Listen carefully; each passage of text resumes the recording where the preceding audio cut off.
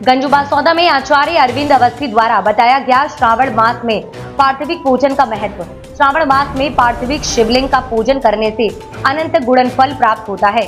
जैसा कि शास्त्र में बताया गया है कि आकाश में तारक लिंग का पूजन है, पाताल में हटकेश्वर का पूजन है, ठीक इसी प्रकार से मृत्यु लोक में महाकाल शिवलिंग का पूजन विशेष फलदायी बताया गया है।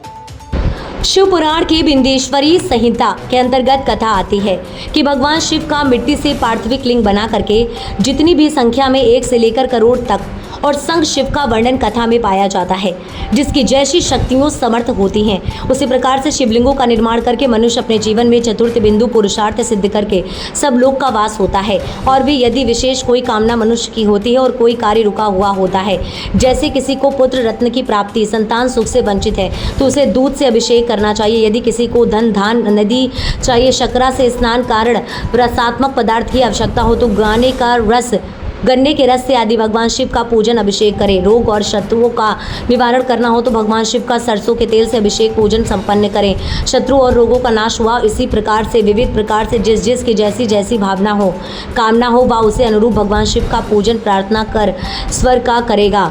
उसकी समस्त मनोकामना पूर्ण होकर अंत में बस में शिवलोक में वास करेगा। शंकर भगवान की जय। वीर भारत से अंकित चतुर्वेदी, जिला रिपोर्टर, गंजुबासौदा, जिला विदिशा।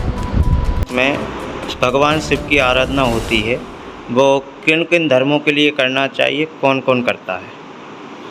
वैसे देखा जाए तो भगवान शिव का जो है सभी को पूजन करना चाहिए, चाहे वो किसी भी धर्म का व्यक्ति हो। यहाँ वर्ण तो छोटी बात है, यहाँ तो धर्म की बात है, क्योंकि अनादिकाल से केवल एक ही धर्म है, वो है सनातन। और उसी के विकृत स्वरूप अन्य धर्मों की, जिनको धर्म कहते हैं लोग, बल्कि हमारे सनातन के हिसाब से वो संप्रदाय है, उनकी उत्पत्ति हुई है, तो उन सबको भी भगवान शिव की आराधना करना चाहिए। जैसे सनातन के हिसाब से जो राक्षस लोग हैं वह भी भगवान शिव की आराधना देवों की तरह करते हैं। ठीक इसी प्रकार से अन्य जो अपने आप को अन्य धर्मों का व्यक्ति मानते हैं, उनको भी भगवान शिव का पूजन अर्चन करना चाहिए।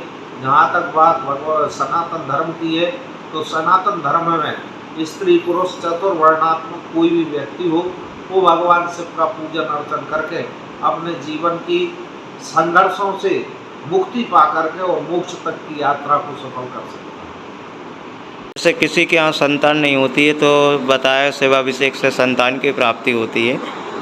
हाँ, भगवान शिव जो है समस्त प्रकार की वस्तुओं को प्रदान करने वाले देव हैं। किसी को यदि संतान प्राप्त नहीं हो रही है तो वह भगवान शिव पर दूध से अभिषेक, दूध की धारा लगा के निरंतर करता रहे, तो निश्चित तौर से 1 वर्ष के अंदर उसको पुत्र रत्न की प्राप्ति होने का योग बन जाता है।